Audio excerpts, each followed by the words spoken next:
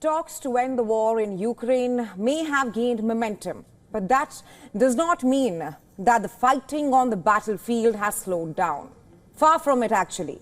War still rages across the front line, with both the sides reporting heavy strikes and mounting losses, even as efforts to end the war inches forward.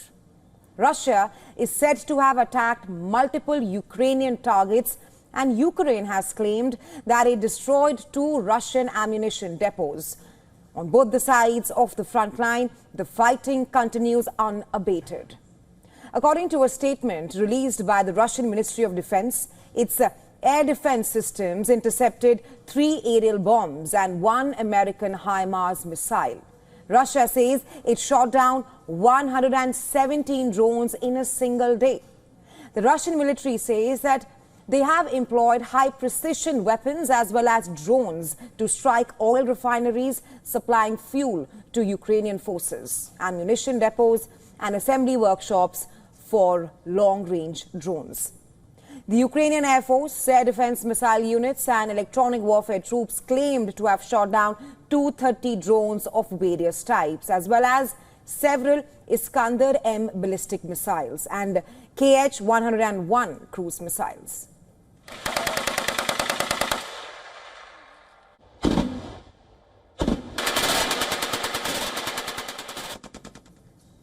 In Ukraine's Sumy region, emergency crews responded after Russia launched an overnight strike, injuring 14 people, including 3 children. Firefighters were seen battling to put out several blazes after the strikes hit homes, buildings, and even civilian cars.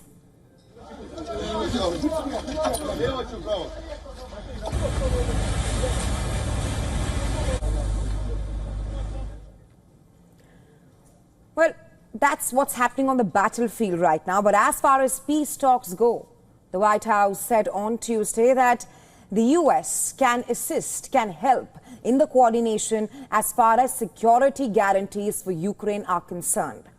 And this comes after U.S. President Donald Trump ruled out putting American boots on the ground in Ukraine.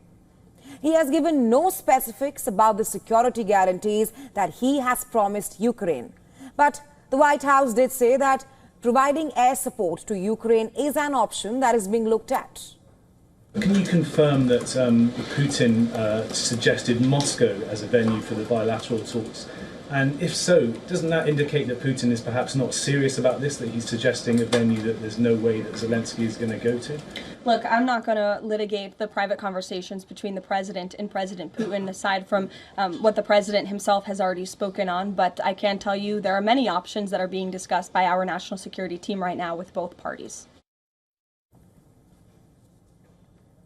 There are a wide variety of ways the U.S. could provide air support to Ukraine. According to experts, it could be as simple as providing more air defense systems to Ukraine, or a more involved U.S. role that includes U.S. fighter jets enforcing some sort of a no-fly zone. Meanwhile, Russia remains steadfast on its demands. During an interview with Russia's state TV channel on Tuesday, Russia's foreign minister Sergei Lavrov said that territorial changes are essential. They are important component of conflict resolution. Yes, that is one of its results. Territorial changes are often an essential component of conflict resolution.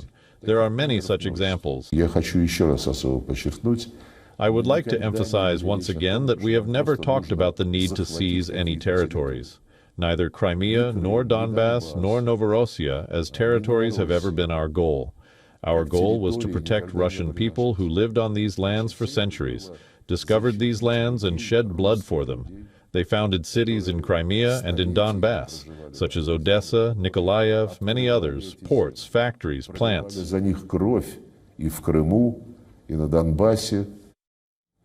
Russia currently holds around a fifth of Ukraine, and Trump, who is trying to push both the sides to end the war, has said that land swapping and territorial adjustments will be a key to any potential settlement.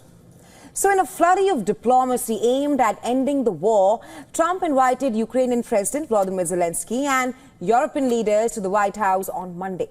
This was 3 days after his landmark meeting with the Russian president in Alaska. But while Trump said that Putin had agreed to meet Zelensky and accept some Western security guarantees for Ukraine, those promises have been met with extreme caution by Kyiv and the Western leaders. Because many details still remain vague. Trump said he remains optimistic after he met both the leaders. Trump, who has rather been a fierce critic of the billions of dollars in U.S. support to Ukraine since 2022, earlier said that European nations were willing to put people on the ground, to put boots on the Ukrainian soil to secure any settlement. Russia has warned that any solution must also protect its own security interests and has ruled out Ukraine joining NATO. Reports say another potential site for a follow-up meet, we're talking about the trilateral summit, which also includes the US president, is Budapest. Meanwhile, in Moscow, people are optimistic about the talks. I think the contact is a good sign in any case. And considering that Putin is a good negotiator, I think there is something to expect here. The result could be very good, since we are in a very good position. But on the streets of Kyiv, there is skepticism about whether the latest talks can really end the war. I don't think it will do any good, because the main problem is that Putin himself doesn't want it. They can meet as many times as they want, but Putin doesn't need it. And Donald Trump doesn't really know what to do himself. He's a bit of a freak. So I don't think it will bring us to anything.